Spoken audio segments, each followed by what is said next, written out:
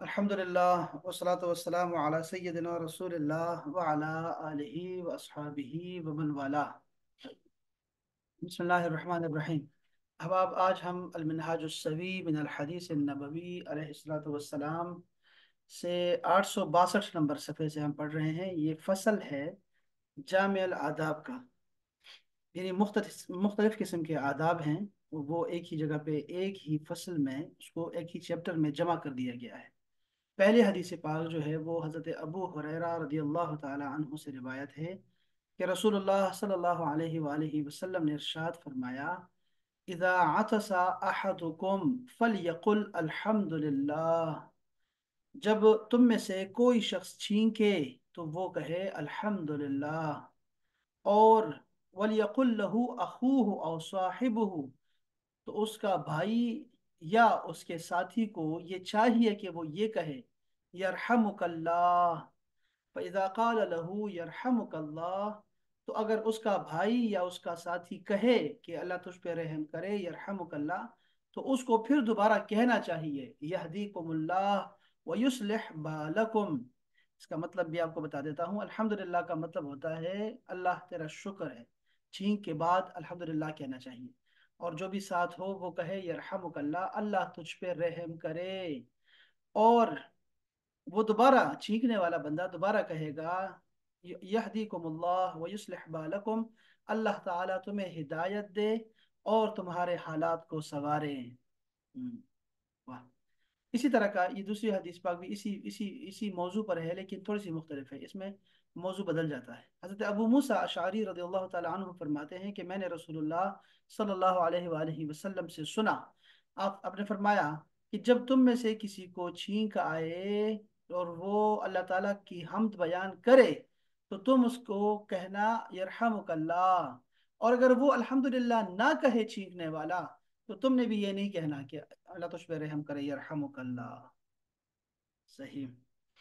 इसी तरह हज़रत अबू मूसा अशअरी रज़ियल्लाहु ताला अन्हु रिवायत करते हैं, ये दूसरी एक और मौजू है। आपने फरमाया कि रसूलुल्लाह सल्लल्लाहु अलैहि वसल्लम ने इरशाद फरमाया कि अल इस्तिज़ानु सलासुन, इजाज़त 3 मरतबा होती है। 3 मरतबा इजाज़त तलब करनी होती है, यानी किसी के घर में दाखिल होने से पहले दस्तक आप 3 दफ़ा देंगे। हाँ, फ़इन उज़िन लका, अगर तुम्हें इजाज़त मिल जाए तो दाखिल हो जाना, व इल्ला फरजिअ, और अगर ना मिले इजाज़त, कोई जवाब ना मिले, तो वापस लौट जाना। अब इसी से हमने जो है वो कॉल का भी बनाया कि आप किसी को कॉल कर रहे हैं तो 1 दफ़ा काफ़ी है, 2 दफ़ा कर दें, 3 दफ़ा कर दें, मुख्तलिफ औकात में। हो सकता है कोई वॉशरूम में हो, नमाज में हो, और गाड़ी चला रहा हो, कोई भी मसला हो सकता है। तो आप मुख्तलिफ औकात से 3 दफ़ा जो है उसको कॉल करें, और वो काफ़ी है उसके लिए, 3 दफ़ा काफ़ी है। और उस पर बुरा नहीं मनाना आपने। आपने ये नहीं करें कि आप आपने बुरा माना है। ये इसलिए फरमाया कि अगर तुम्हें इजाज़त मिले तो ठीक है, वरना तो लौट जाना। और नाराज भी ना होना, एक और हदीस में है कि आपने नाराज भी नहीं होना इस बात पे।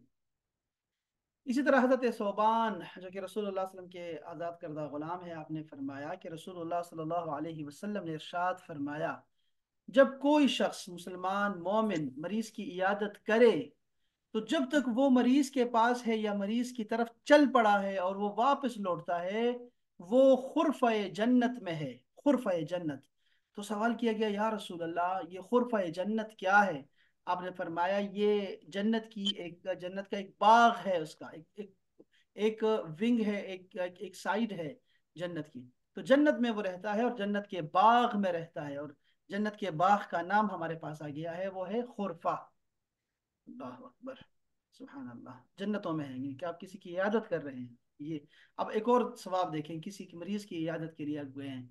हजरत अली शेर खुदा रज़ी अल्लाह ताला अन्हु रिवायत करते हैं कि मैंने रसूलुल्लाह सल्लल्लाहु अलैहि वसल्लम से सुना कि मा मिन मुस्लिमिन यऊदु मुस्लिमन, मुसलमान जब किसी मुसलमान की इयादत के लिए जाता है सुबह के वक़्त, तो क्या होता है, इल्ला सल्ला अलैहि सबऊन अल्फ मलकिन हत्ता युमसी, तो वो सुबह से लेकर शाम तक उसके लिए फरिश्ते जो होते हैं 1,000, सॉरी ये सबऊन अल्फ है, 70,000 फरिश्ते उसके लिए रहमत की दुआ करते हैं। हाँ जी, रहमत की दुआ करते हैं। अल्लाह अकबर।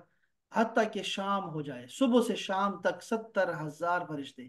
اور اسی طرح اگر شام کو کسی کی بیمار پرسی کے لیے گیا تو فرشتے 70,000 فرشتے صبح تک اس کے لیے مغفرت کی دعا کرتے ہیں اور رحمت کی دعا کرتے ہیں۔ وَكَانَ لَهُ خَرِيفٌ فِي الْجَنَّةِ، دیکھیں پھر وہی خریف کا لفظ آ گیا، اور اس کے لیے جنت میں ایک باغ بھی ہے۔ اللہ اکبر۔ حضرت ابو ہریرہ رضی اللہ تعالیٰ عنہ فرماتے ہیں، اب یہ ایک اور موضوع پہ آپ کو ادب سکھاتے ہیں، فرماتے ہیں کہ رسول اللہ صلی اللہ علیہ وسلم جب ان کو چھینک آتی، ہاں، تو آپ آ، اپنا ہاتھ جو ہے وہ اپنے منہ پہ رکھتے، ہاں، او صوبہ علی فیہ، یا پھر اپنا کپڑا مبارک، کوئی بھی کپڑا ہوتا ہے ان کے پاس تو وہ اپنے منہ مبارک پہ رکھتے، وخفض او غض بہا صوتہ، تو اور آپ اپنی آواز کو پست کر دیتے تھے۔ یعنی یہ ہے چھینکنے کا انداز، کہ ایک تو یا تو ہاتھ رکھو یا پھر کپڑا منہ پہ رکھو، اور اس کے بعد آواز کو بھی آہستہ کرنا، کوشش کرنا۔ یہ بہت بڑا ہمیں جو ہے نا ایک سبق مل گیا ہے۔ حضرت ابو ہریرہ رضی اللہ تعالی عنہ ارشاد فرماتے ہیں کہ رسول اللہ صلی اللہ علیہ وسلم نے ارشاد فرمایا کہ نفس المؤمن معلقۃ بدینہ، مومن کی جو روح ہوتی ہے، روح وہ معلق رہتی ہے اس کے قرض کے ساتھ، جب تک قرض نہیں اتاریں گے اس کی، مومن کی جو روح ہے وہ نہیں جاتی اپنے مقام تک، حتیٰ یقضى عنہ، یہاں تک کہ اس کا قرض ادا کر دیا جائے۔ اس کا ترجمہ کیا لکھا ہے؟ مومن کی روح قرض کے بوجھ کی وجہ سے لٹکی رہتی ہے، علیین میں نہیں جاتی، جنتوں میں نہیں جاتی، یہاں تک کہ اس کا قرض ادا کر دیا جائے۔ اور آپ علیہ السلام جو ہے وہ جنازہ نہیں پڑھایا کرتے تھے جب تک کہ قرض ادا نہ ہو جاتا۔ یہ قرض اتنی بڑی جو ہے نا وہ اتنا سخت جو ہے، چونکہ اس کا تعلق جو ہے حقوق العباد سے ہے، اس لیے اس کا حکم بھی سخت ہے۔ تو یہ باقاعدہ سے اپنے قرض وغیرہ لکھا کریں، تاکہ قرض آپ ادا نہ کر سکیں تو کوئی آپ کا جو ہے کوئی بھی ولی وہ اس کو ادا کر سکے۔ اسی طرح حضرت ابو موسیٰ فرماتے ہیں کہ رسول اللہ صلی اللہ علیہ وسلم نے ارشاد فرمایا، یہ الگ سے ایک موضوع ہے، یہ بھی ادب میں سے ہے، مسلمانوں کے آداب میں سے ایک ادب یہاں بھی ہے۔ آپ نے فرمایا کہ کل عین زانیہ، ہر آنکھ بدکار ہے، اور وہ عورت جو کہ آپ کو خوشبو لگاتی ہے، تو اس کے اوپر جو ہے فمرت بالمجلس، تو جب وہ لوگوں سے گزرتی ہے، فہی کذا و کذا، تو وہ ایسی ایسی ہے، یعنی زانیہ، یعنی کہ وہ بدکار عورت ہے۔ اس کی نیت اگر یہ ہو، خوشبو تو لگانا سنت ہے، اور وہ عورت مرد دونوں کے لیے ہے خوشبو لگانا، ایسا نہیں ہے کہ خوشبو عورت نہیں لگائے گی، بالکل بھی نہیں ہے، خوشبو لگا سکتی ہے، لیکن اگر وہ اس نیت سے ہے، دیکھیں دوسری حدیث پاک آ رہی ہے، یہی تو میرے شیخ کی کرامت ہے نا، کہ آپ کو نا موضوع پورا سمجھاتے ہیں، ایسا نہیں ہے کہ آپ کو، یہ دیکھو یہ سب سے بڑا فتنہ ہے اس دور کا، سب سے بڑا فتنہ ہے، میں آپ کو بتاؤں، ایک حدیث پاک ہے جو کہ ترمذی شریف میں آ رہی ہے، سیاح ستہ میں سے ہے، ٹھیک ہو گیا؟ اب یہ حدیث پاک اگر خواتین کو سنا دی جائے کہ اگر وہ ہر عورت زانیہ ہے اور بدکار ہے جب وہ خوشبو لگاتی ہے، اور وہ جب کسی قوم سے گزرتی ہے تو وہ بدکار ہے، بدکارہ ہے، بدکارہ ہے، اس طرح کہہ کے، اور یہ باقاعدہ سے یہ حدیث نمبر بھی آپ کو کوٹ کیا جائے، اور یہ کتاب بھی دکھا دی جائے، اور پھر کہا جائے کہ امام ترمذی نے، ابو عیسیٰ نے فرمایا، یعنی امام ترمذی نے فرمایا کہ یہ حدیث حسن صحیح ہے، تو اس سے تو اب کہاں جائیں گے؟ تو یہ دین کا ایک ایک رخ آپ نے دیکھا ہے، ایک حکم دیکھا ہے، اس کی تفصیلات ہی نہیں دیکھی آپ نے، باقی قرآن سے، حدیث سے، فقہ سے، ائمہ کو اللہ تعالیٰ جو ہے نا لمبی جو ہے نا ان کو ان کے درجات عطا فرمائے، ان کے بڑے بڑے درجات عطا فرمائے، جب انہوں نے جو ہے ان چیزوں کو جمع کیا اور احکام ہمیں آسان کر کے بتائے ہوئے ہیں۔ تقلید اسی لیے جو ہے نا ہم لوگوں پہ واجب ہوتی ہے کہ ہم لوگ خود سمجھدار نہیں ہوتے۔ تو فتنہ اس دور کا یہ ہے کہ ایک حدیث سنا دی اور اس کے بعد حکم لگا دیا، فتویٰ لگا دیا۔ اب اس کو یہی روایت دیکھیں، اور یہ بھی نسائی شریف کی حدیث ہے، امام حاکم نے مستدرک میں روایت کیا، اور اس کے بعد امام احمد نے مسند امام احمد نے روایت کیا، اور آپ نے کیا فرمایا؟ دیکھیں یہاں پہ دیکھیں، یہ حدیث کی شرح ہے، اور حدیث سے حدیث کی شرح ہے۔ آپ نے فرمایا ایما امرأۃ استعطرت فمرت علی قوم لیجدوا، یہ حکم ہے نا، لیجدوا، اگر کوئی عورت اپنے آپ کو خوشبو لگاتی ہے اس نیت سے کہ لوگ اس کی خوشبو کو پائیں، تو وہ بدکارہ ہے۔ اللہ اکبر۔ یہ حدیث پاک، یہاں میں ترجمہ یہاں کیا لکھا ہے میں یہاں سے پڑھنا چاہوں گا۔ دیکھیں جب کوئی عورت اس لیے خوشبو لگا کر، یعنی خود کو معطر کر کے کسی مجلس کے پاس سے گزرتی ہے کہ لوگ اس کی خوشبو محسوس کرے، تو وہ بدکارہ ہے۔ یہ ہمیں حکم ہونا چاہیے کہ نیت کا فرق ہوتا ہے بس۔ تو عورت خوشبو لگا سکتی ہے باقاعدہ سے، بالکل سنت ہے، اور خوشبو لگانا چاہیے، اور ضرور لگانا چاہیے، شوہر کے لیے اسپیشلی عورت کو جو ہے خوشبودار رہنا چاہیے۔ اس کے بعد حضرت ابو ذر رضی اللہ تعالی عنہ فرماتے ہیں کہ رسول اللہ صلی اللہ علیہ وسلم نے ارشاد فرمایا، اللہ اکبر، تین باتیں فرمائی آپ نے۔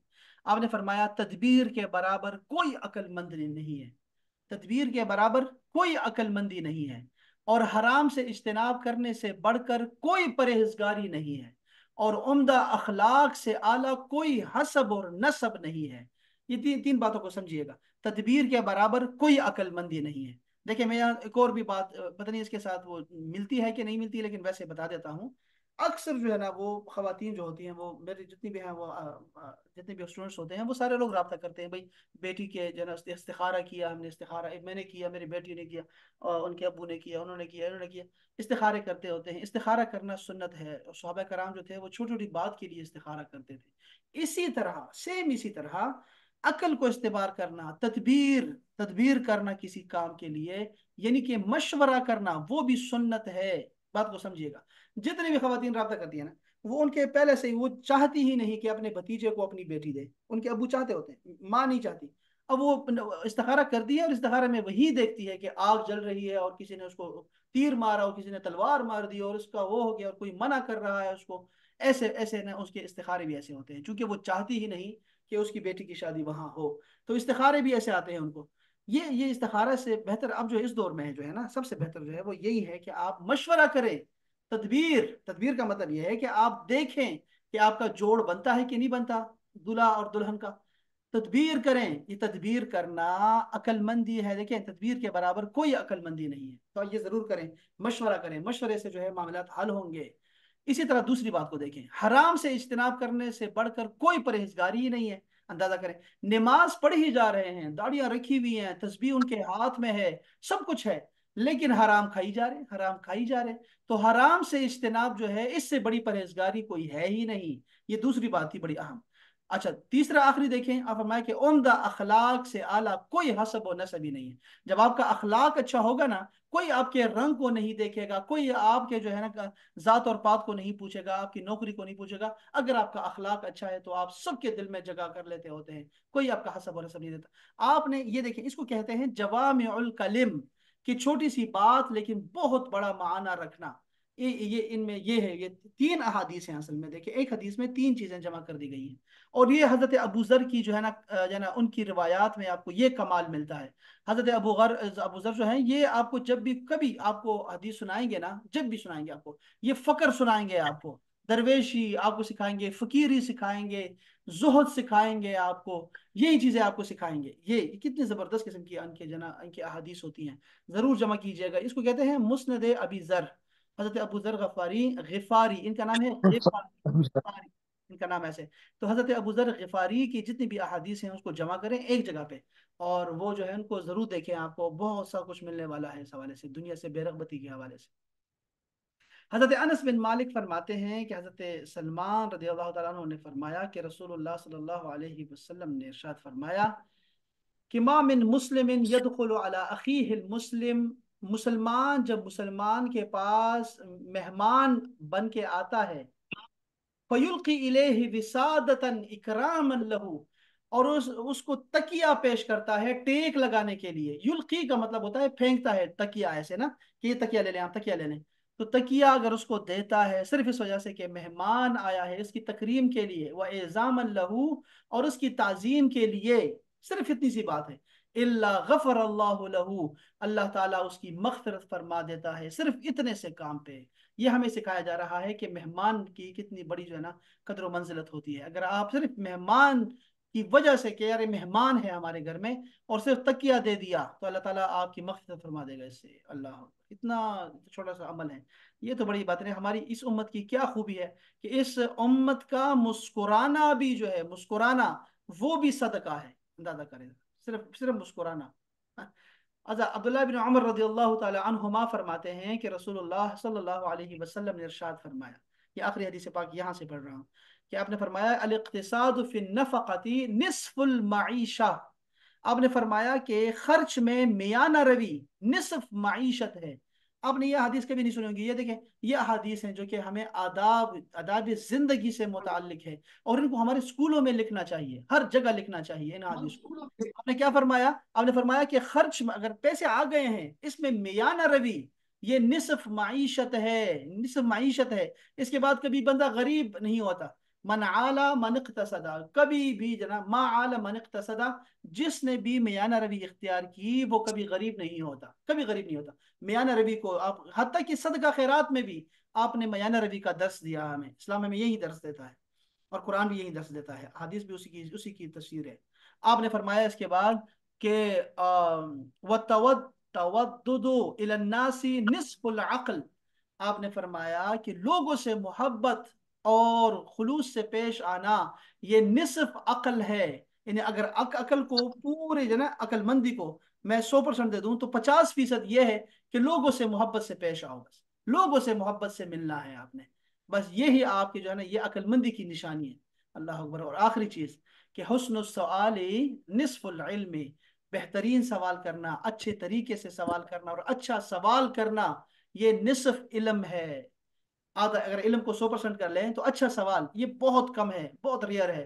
یہ اسٹوڈنٹس اگر آپ کے 1000 ہوں گے تو ان میں سے کوئی پتہ نہیں ایک دو کا بندہ سوال کریں گے آپ سے. اگر میں کہوں سوال کریں، آپ 100 سوال کریں تو 100 سوالوں میں سے آپ دیکھیں گے کہ پتہ نہیں کوئی 10 یا 20 سوال ہوں گے جو کہ کام کے ہوں گے، باقی سارے سوال ویسے ہی ہوں گے اور وہ کام کے نہیں ہوتے. تو اچھا سوال یہ نصف علم ہے. یہاں یہ آداب کا جو ہم نے شروع کیا تھا 2-3 دن ہم نے پڑھا ہے آداب کا، یہ سارے اس کے جو جتنے بھی پورا باب تھا اس کے اندر بہت سارے چیپٹرز تھے وہ ہم نے ختم کیے ہیں. میں چاہتا ہوں جناب ہمارے پاس 10 منٹ 12 منٹ اور ہیں، میں چاہتا ہوں کہ آج جو ہے وہ ہم ذرا ایک اور حدیث پاک ہے یہ نوافل کے حوالے سے، میں چاہتا ہوں کہ ذرا وہاں سے بھی جو ہے وہ تھوڑا سا پڑھ دوں تاکہ ہم جتنا بھی اس کتاب سے پڑھ سکیں یہ ہمارے لیے بہتر ہوگا. میں چاہتا ہوں کہ جتنا میں جلدی سے پڑھتا جاؤں اتنا ہی ہمارے لیے بہتر ہے. پھر ہمیں اعتکاف کا بیان بھی آئے گا اور ساری چیزیں آئیں گی انشاءاللہ تعالی. یہاں میں آپ کو ذرا نوافل کے حوالے سے کچھ احادیث ہیں وہ سنانا چاہتا ہوں، اور آپ دیکھیے گا کہ یہ جو کتاب ہے منہاج السوی یہ کیوں لکھی گئی ہے، آپ کو یہاں سے محسوس ہوگا. ایک ہم کیا پڑھ رہے ہیں نوافل کے بارے میں. اب امام بخاری جب کوئی حدیث روایت کریں گے تو وہ نوافل کے باب میں وہ حدیث کوٹ کر دیں گے. اب وہ جو حدیث پاک ہے اصل میں وہ کسی اور موضوع کے لیے بھی بالکل سیٹ ہے، وہ اس کا کوئی اور بھی ہم اس کو موضوع دے سکتے تھے لیکن وہ نہیں دیا. آپ یہ 3-4 احادیث سنیں، صرف 3-4 احادیث، آپ کو اندازہ ہو جائے گا کہ یہ احادیث جو ہیں یہ نوافل کی فضیلت میں ہے یا اس سے ہمیں اور بہت کچھ جو ہے وہ مل گیا ہے. ذرا دیکھیے گا، ذرا میں اتنا دیر کی آپ کو یہ حدیث سناتا ہوں، ذرا یہاں سے سنیے گا، دھیان رکھیے گا احباب. اس میں سوال بھی کر سکتا ہوں آپ سے، ٹھیک ہے؟ ذرا دھیان رکھیے گا. یہ دیکھیں یہ ہے فضیلت سنن اور نوافل کا بیان. حضرت ابو ہریرہ رضی اللہ تعالی عنہ روایت کرتے ہیں، ٹھیک ہے، صحابی ہیں یہ. آپ نے کہا کہ رسول اللہ صلی اللہ علیہ وسلم نے ارشاد فرمایا. ٹھیک ہے جی، آپ دیکھیں صحابی روایت کر رہے ہیں رسول اللہ سے، اور رسول اللہ نے کیا فرمایا؟ ان اللہ قالا، بے شک اللہ تعالی نے فرمایا. اس کو کہتے ہیں حدیث قدسی. یہ ہے اللہ تعالیٰ سے روایت کرنے والی حدیث پاک جو رسول اللہ صلی اللہ علیہ وسلم فرما رہے ہیں. اب یہ حدیث میں کیا کوٹ کر رہا ہوں؟ نوافل کے فضیلت کے متعلق. لیکن سنیے گا، پہلی بات جو کہ نوافل کے حوالے سے ہے، جو قرب الہی کے حوالے سے ہے، اس کا آغاز کن الفاظ سے ہو رہا ہے؟ فرمایا من عاد لی ولیا فقد آذنتہ بالحرب. جس شخص نے بھی میرے کسی ولی کی دشمنی مول لی، کسی ولی سے دشمنی کی، فقد آذنتہ بالحرب، تو میں اس سے اعلان جنگ کرتا ہوں. یہ شروع یہاں سے ہو رہا ہے، نوافل کی بات ہو رہی ہے، نوافل کی فضیلت کی بات ہے. اور آپ نے کیا فرمایا پہلے جملے میں؟ کہ جس نے بھی، اللہ پاک نے فرمایا کہ جس نے بھی میرے ولی سے دشمنی کی تو وہ میرے جنگ کے لیے تیار ہو جائے. آپ اگر قرآن اور حدیث کا مطالعہ کریں گے نا تو اللہ پاک نے صرف 2 بندوں کو چیلنج دیا ہے جنگ کا، 2 بندوں کو. ایک یہ بندہ ہے، دیکھو یہاں پہ حدیث قدسی میں جو کہ بخاری شریف کی حدیث پاک ہے، آپ نے اس بندے کو جنگ کی دعوت دی ہے جو بندہ کسی ولی اللہ سے، اولیاء اللہ سے دشمنی رکھتا ہے، بغض رکھتا ہے، کینہ رکھتا ہے اور اس کو بت سمجھتا ہے، نعوذ باللہ. وہ بندہ جس نے ساری زندگی نوافل میں گزاری، عبادت میں، ذکر میں اور بے رغبت یہ دنیا میں گزاری ہے، ساری زندگی اللہ اللہ کرتا رہا، اس کو बुत बना के पेश किया जा रहा है लोगों के सामने कि ये बुत है जी। इनके साथ अगर अच्छा रवैया रखोगे, इनकी अगर इकराम करोगे, ताजीम करोगे, इनसे मोहब्बत रखोगे, तो तुम किसी बुत से जो है ना मोहब्बत रख रहे हो। नाउज़ु बिल्लाहि मिन ज़ालिक। आपने फरमाया कि जिसने भी मेरे वली से दुश्मनी की वो मेरे जंग के लिए तैयार हो जाए। एक ये, और दूसरा बंदा है सूद खोर आदमी जो सूद कमाता है, तो सूद का मुआमला करता है, उससे भी अल्लाह ताला ने जंग का जो है ना वो ऐलान किया हुआ है। तो यहाँ है विलायत से दुश्मनी करना। अच्छा, ये जुमला खत्म। इसके बाद क्या फरमाया? आपने फरमाया वमा तकर्रब इलैया अब्दी बिशैइन अहब्ब इलैया मिफ्तरतु अलैहि मिम्मफ्तरतु अलैहि। अच्छा, और मेरा बंदा ऐसी किसी चीज के जरिए मेरा कुर्ब नहीं पाता जो मुझे फराइज से ज्यादा महबूब हो। यानी मेरा बंदा अगर मेरा कुर्ब चाहता है तो फराइज को मुकम्मल करे। ये नहीं है कि सुन्नतों मुस्तहब्बात में लगा हुआ है और जो फराइज हैं वो उसकी तरफ देख ही नहीं रहा। तो फराइज की वजह से ही इंसान अल्लाह ताला के करीब होता है। ये दूसरा जुमला था। अब देखें जरा, अब जो बंदा फराइज को मुकम्मल करता है क्या होता है? वमा यजालु अब्दी यतकर्रबु इलैया बिन नवाफिल हत्ता उहिब्बुहु। और मेरा बंदा जब फर्ज मुकम्मल कर लेता है तो वो मेरा मेरा कुर्ब पाने के लिए नवाफिल शुरू कर देता है। फराइज के साथ वो नवाफिल पढ़ता जाता है और मेरे करीब होता जाता है हत्ता उहिब्बहू, यहां तक कि मुझे उससे मोहब्बत हो जाती है। अंदाजा करें, मुझे उस बंदे से, यानी जो फराइज मुकम्मल करके फिर नवाफिल की तरफ आता है और नवाफिल वो अदा करता करता मेरा महबूब बन जाता है। अब ये हदीस यहाँ से डाइवर्ट हो रही है, दो हदीसें इस हवाले से हैं। अच्छा, फिर क्या हुआ? कहते हैं फैजा अहबब्तुहु, तो मैं जब किसी से मोहब्बत करता हूँ तो कुन्तु समअहु अल्लज़ी यस्मअु बिहा, तो फिर मैं उसकी समाअत बन जाता हूँ, यानी कान बन जाता हूँ जिससे वो सुनता है। अंदाजा करें जरा, ये हुलूल का अकीदा नहीं है कि अल्लाह ताला घुस जाता है उस बंदे के अंदर, नहीं। अल्लाह पाक ने उसकी निस्बत किस तरह फरमाई? फरमाया कि मैं उसकी कान बन जाता हूं, फिर वो मुझसे जो है सुनता है। यानी आप हजरत सुलेमान को देख लें, आपको पता है ना हजरत सुलेमान जो है नबी हैं। जो अंबिया के मोजज़े होते हैं ना, औलिया में वो करामत होती है। औलिया की जितनी भी करामात होती हैं ये असल में उसके पैगंबर की मोजज़े होते हैं उसके। ठीक है जी। तो यहाँ देखें हजरत सुलेमान अलैहिस्सलाम के बारे में कुरान पाक ने फरमाया कि उनको चींटी की आवाज भी आती थी, चींटी की आवाज। तो वो चींटी की आवाज भी सुन रहे हैं चूंकि वो अल्लाह के नबी है, वो अल्लाह के कानों से सुन रहे हैं उसको। और दूसरी क्या क्या क्या दूसरा क्या जुमला है? वबसरुहुल्लज़ी युबसिरु बिही, और मैं उसकी बसारत बन जाता हूँ, आंखें बन जाता हूँ जिससे वो देखता है। वो देखा ना, हजरत उमर फारूक रजी अल्लाह ताला अन्हु मदीना मुनव्वरे में खिताब फरमा रहे हैं, और वो सारिया, जो हजरत सारिया थे जो कि जर्नेल थे, फारस में लड़ रहे थे, और आपने जो है वहां से आवाज दिया सारिया इलल जबल, ये सारिया जबल की तरफ देखो, पहाड़ की तरफ तवज्जो दो, पहाड़ की तरफ। तो यानी यहां से वो देख रहे थे, मदीना से यहाँ फारस को देख रहे हैं। तो ये है वो काम कि अल्लाह ताला फिर महबूब बना लेता है, तो फिर वो कान बन जाता है बंदे के, उसकी आंखें बन जाता है। और वयदुहुल्लती यबतिशु बिहा, और उसके हाथ बन जाता हूँ जिससे वो पकड़ता है। वरिजलुहुल्लती यमशी बिहा, और उसकी टांगे बन जाता हूँ जिससे वो चलता है। व इन सअलनी, अब यहाँ मौजू खत्म हो गया, एक और मौजू शुरू हो रहा है। फरमा रहे कि यही बंदा जो फराइज के बाद नवाफिल पकड़ लेता है और नवाफिल से मेरा महबूब बन जाता है, व इन सअलनी, जब मुझसे वो सवाल करता है, लउतियन्नहु, तो मैं जरूर उसको अता करता हूँ। ये जो लफ्ज है ना, अगर आप में से कोई अरबी वाला जानने वाला है तो उसको पता होगा कि ये जो लाम जबर ला है इसका मतलब होता है जरूर। और ये जो नून मुशद्दद होता है आखिर में, लफ्ज के आखिर में, इसका मतलब होता है जरूर। तो हम उर्दू में कहते हैं जरूर बिजरूर, ये है वो लफ्ज।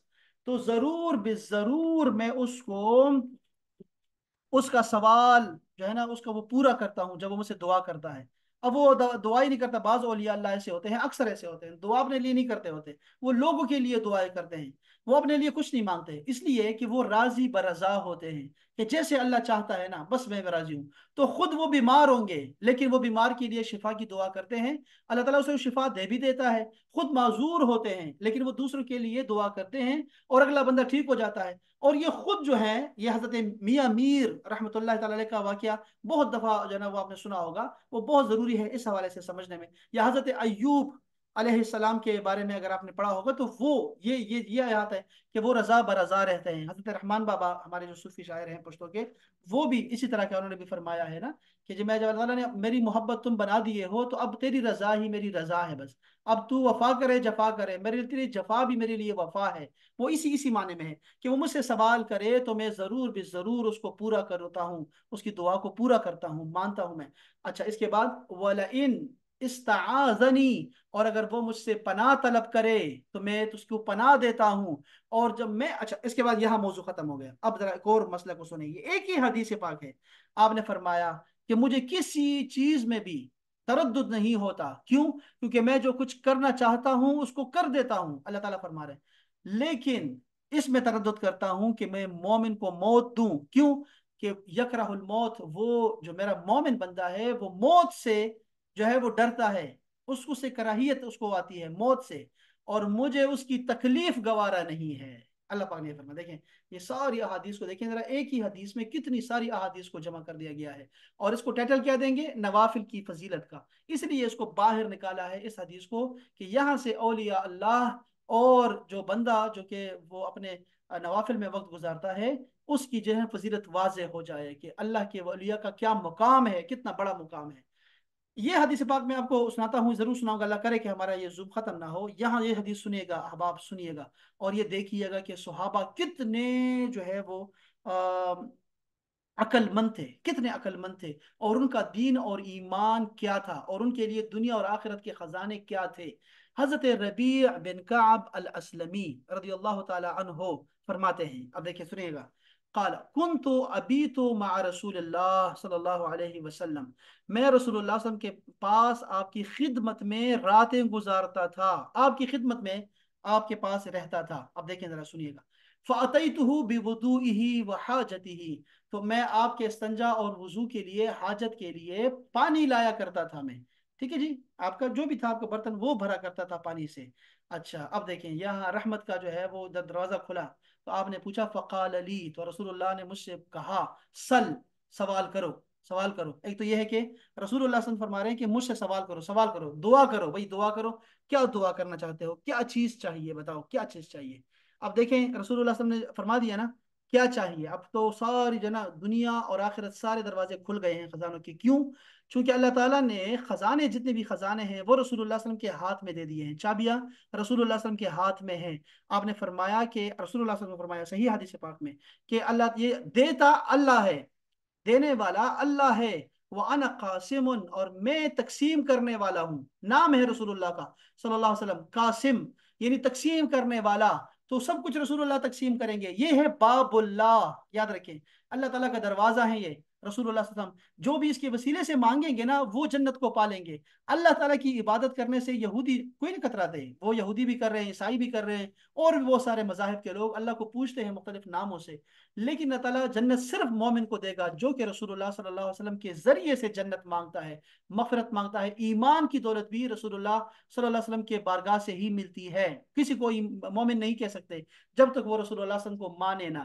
تو آپ نے کیا فرمایا؟ دیکھو اب صحابی کیا کر رہے ہیں، ذرا دیکھو صحابی نے کیا کیا. اسألک مرافقتک فی الجنہ، مجھے آپ کی معیت چاہیے، رفاقت چاہیے جنت میں. اب دیکھیں سارے دروازے کھلے ہیں، کیا کیا مانگ سکتا تھا بندہ. ہمارے دل میں کتنی حاجتیں ہوتی ہیں، لیکن آپ نے کیا مانگا؟ مانگا تو صرف یہ مانگا کہ مجھے آپ کی رفاقت چاہیے جنت میں، آپ کی معیت چاہیے جنت میں. کیوں؟ وہ جو محمود اور ایاز کا واقعہ آپ نے سنا ہوگا، لازمی بات ہے. محمود اور ایاز کا وہ اس کی جو ہے وہ اس کی عقل مندی ظاہر کرنے کے لیے آپ نے ایک واقعہ یہ کوٹ کیا ہوا ہے کہ محمود نے جو ہے وہ اعلان کر دیا کہ جو کچھ بھی چاہیے دربار میں سے وہ لے لو. سارے وزراء کو کہا تو وہ سارے وزراء جو ہیں وہ کوئی نہ کوئی چیز تو اٹھائے گا بندہ. لال جواہر سارے وہاں پڑے ہوئے تھے، اور پتنی قالین بڑے بڑے، ہر چیز ہو سکتی تھی. لیکن ایاز نے کیا کیا؟ جا کے محمود کے سر پہ ہاتھ رکھ دیا. تو محمود کے سر پہ ہاتھ رکھنا اسی لیے تھا، اس نے کہا کہ اگر بادشاہ مل گیا تو سب کچھ ہی میرا ہو جائے گا، سب کچھ مل جائے گا، میں یہ بادشاہ مجھے چاہیے. تو اگر آپ رسول اللہ صلی اللہ علیہ وسلم کی معیت میں ہے، رفاقت میں ہے، اگر ان کا پڑوس مل گیا، خدمت مل گئی، تو سب کچھ مل گیا، سب کچھ مل گیا، اور اعلیٰ مل گیا، سب سے اعلیٰ مل گیا. یہ تھی عقل مندی. اب اس کے عقل مندی کے اوپر عقل مندی دیکھیں ذرا. آپ نے کیا کیا؟ او غیر ذالک، آپ نے فرمایا کہ ٹھیک ہو گیا ربیعہ، یہ ٹھیک ہو گیا، اب یہ ہو گیا. ये बात तो पूरी हो गई, अब बताओ कुछ और भी है तुम्हारी कोई ख्वाहिश? तो आपने कहा कुल तो हुआ जाका, बस यही चाहिए, बस यही हुआ जाका, बस मुझे यही काफी है। इसके बाद आपने क्या फरमाया? देखिए यहाँ वो मौजू आ रहा है, काल फ़अइन्नी अला नफ्सिका बिकसरत सुजूद, अगर मेरी रफाकत चाहिए, मेरी मायत चाहिए जन्नत में, तो अपने नफ्स को राजी कर लो इस बात पे कि तुझे बहुत ज्यादा सजदे करने हैं, तुमने सजदे के जरिए से मेरी मदद करनी है, अब ये इस रफाकत के लिए है। तो नवाफिल की वजह से ना जन्नत भी मिल जाती है, और जन्नत में जो है रसूलुल्लाह सल्लल्लाहु अलैहि वसल्लम की मुराफिकत भी जो है ना बंदे को नसीब हो जाती है। यह है नवाफिल की फजीलत में ये हदीस कोट करना। और आपको पता लग गया कि सहाबा कराम की ये कितने फकीह थे, कितने समझदार थे, और फिर उनकी खिदमत का इवज उनको क्या चाहिए था। देखिए कितना बड़ा उनका मकाम है। बस ये एक हदीस पाक पढ़ रहा हूँ, अल्लाह ताला करे कि ये हमारी मुकम्मल हुई हदीस। हजरत उम्मे हबीबा अजवाज मुतहरात में से हैं। आपने जो है वो रिवायत किया है कि रसूलुल्लाह सल्लल्लाहु अलैहि वसल्लम ने इरशाद फरमाया, अब वो फरमाती है कि मैंने सुना है, आपने फरमाया कि मा मिन अब्दिन मुस्लिमिन, कोई मुसलमान बंदा जब अल्लाह ताला के लिए दिन रात में 24 घंटे में 12 रकात पढ़ता है, 12 रकात नफल पढ़ता है, ठीक है जी, फर्ज के अलावा, ठीक है जी, अल्लाह ताला उसके लिए जन्नत में एक घर जो है बना देता है। अल्लाह ताला उसके लिए जन्नत में एक घर बना देता है, ठीक है, 12 रकातें हैं। अब ये दूसरी हदीस पाक सईदा आयशा से रिवायत है, वो भी अज़वाज मुतहरात में से। आपने फरमाया, यही फरमाया कि 24 घंटे में से, आपने सुल्लाह ने हदीस कोट कर रही हैं कि 24 घंटे में अगर दिन रात में 12 रकात कोई पढ़ता है, ठीक है जी, वो कौन सी 12 रकातें हैं? वो सुन्नत रसूल हैं सल्लल्लाहु अलैहि वसल्लम को अगर कोई पढ़ता है, तो वो जो है उसको जन्नत में अल्लाह ताला उसके लिए घर बना देता है। वो कौन से हैं? 4 रकात जोहर के हैं कबल फर्ज के, और फर्ज के बाद 2 रकातें हैं, इसके तरह मगरिब के बाद 2 रकातें हैं, और इशा के बाद 2 रकातें हैं। तो ये जो सुन्नतें हैं, ये सारी सुन्नतें पढ़ने से अल्लाह ताला जन्नत में घर बना देता है। और ये सारी सुन्नतें हैं हमारे यहाँ तकसीम इस तरह हमने की है, सुन्नत मुअक्कदा को अलग किया हुआ है, गैर मुअक्कदा को अलग किया हुआ है, और फिर मुस्तहब्बात को अलग किया हुआ है, नवाफिल को अलग किया हुआ है। तो ये उन्हीं में से आता है। और 2 रकातें फजर के वक्त भी हैं, फजर से पहले हैं। ये है 12 रकातें जो पढ़ते हैं हम लोग। बस ये हदीस ही पढ़नी थी। इसके बाद वैसे इशराक के हवाले से है, इशराक, और ये हम पढ़ेंगे इंशाल्लाह, इशराक और अस्कार को हम एक साथ पढ़ लेंगे इंशाल्लाह ताला। इसमें से कोई सवाल है अहबाब आपका, कोई भी इस हवाले से? कोई कोई ऐसी चीज़ जो आपको, या कोई लफ्ज़ ऐसा रह गया हो जो नहीं पढ़ा मैंने? ये 212 नंबर मेरे ख्याल में सफ़ा था जो हमने पढ़ा शुरू किया हमने, ये नवाफिल का। इसको भी थोड़ा सा देख लें, ताकि मैं असल में ये चाह रहा हूँ मुख्तलिफ जगहों से पढ़ेंगे हम लोग, जितना जितना भी पढ़ सके हम लोग, जितनी भी तौफीक हुई रमज़ान में। तो मैं चाहूँगा कि जल्दी से पढ़ता जाऊँ, और आपको जो है वो हदीस का मुताला भी कराऊँ, और लफ्ज़ ब लफ्ज़ कराऊँ आपको, ताकि अच्छी चीज़ आपको पता हो। हम्म।